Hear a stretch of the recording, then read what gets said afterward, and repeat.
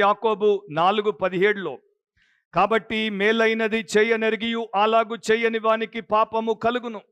ఈ విషయంలో మాత్రము చాలామంది మెజారిటీ క్రిస్టియన్స్ దొరికిపోతారు. ఎందుకంటే వారికి మేలైనదేంటో ప్రతి వారం చెప్పబడుతుంది. దేవుడు మనకేం చెప్తాడు? ఇది చెడు చెయ్యొద్దు, ఇది మంచి చెయ్యండి. మనలో చాలామంది ఎట్లా బ్రతుకుతారంటే చెయ్యొద్దన్న చెడును చేస్తూ ఉంటారు, చెయ్యమన్న మంచిని చెయ్యరు. కొంతమంది ఎట్లా ఉంటారంటే పరిసయ్యుల్లాగా ఉంటారు, చెడును చెయ్యరు కానీ మంచిని కూడా చెయ్యరు. కొంతమంది మాత్రమే చెడును చేయకుండా మంచిని చేసేటువంటి వారిగా ఉంటారు. దేవుడి యొక్క స్వభావం ఏంటి? దేవుడి యొక్క తత్వం ఏంటి? ఆయన ఎన్నడూ చెడు చెయ్యడు, ఆయన ప్రతినిత్యము మంచే చేస్తాడు. యేసు ప్రభు కూడా పరిశుద్ధాత్మ చేత అభిషేకించబడినప్పుడు అంతటా సంచరించి అందరికీ మేలు చేయుచుండెను. ఇప్పుడు నాకు యేసు మనసుంటే, యేసు ఆత్మచేత నేను ప్రేరేపించబడి ప్రతిదినం నడిపించబడుతుంటే నేను చేసేదంతా కూడా మంచి. ఆ మంచి యొక్క మొత్తం వేరువేరుగా ఉండొచ్చు. ఒకడు 30 అంతలు చేయొచ్చు, ఒకడు 60 అంతలు చేయొచ్చు, ఒకడు 100 అంతలు చేయొచ్చు. కానీ ప్రతి విశ్వాసి యేసు ద్వారా ప్రేరేపించబడితే మంచి చేసేటువంటి వానిగానే ఉంటాడు.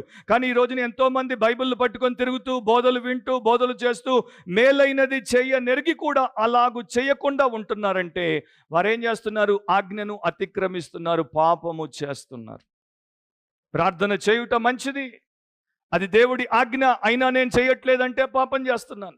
బైబిల్ చదువుట మంచిది, అది దేవుడి ఆజ్ఞ, అయినా నేను చదవట్లేదంటే పాపం చేస్తున్నాను. సంఘ ఆరాధనలో పాల్గొనుట, ప్రతి వారము ప్రభు దినాన్న ఆయన దినాన్ని ఆయనకే ఇచ్చి దాంట్లో మనల్ని మనము ఆయనకి సమర్పించుకొని కుటుంబ సమేతంగా ఆయన గణపరచుట మంచిది, ఆజ్ఞ. నేను అది చేయకపోతే నేను పాపం చేస్తున్నాను. సో మేలైనవి చెయ్యనెరిగి ఉండియు దాన్ని చెయ్యని వానికి అది పాపం అని బైబిల్ చెప్తోంది.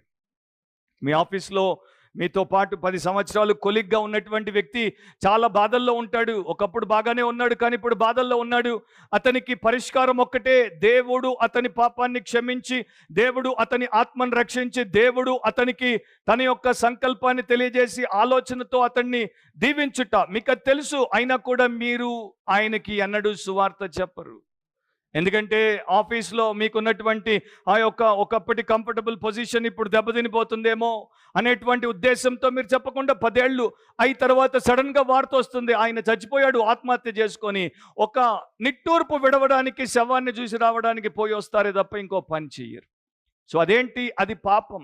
మీరు గుర్తించకపోవచ్చు, ఎవరు పట్టించుకోకపోవచ్చు, కానీ దేవుడు రాయిస్తాడు.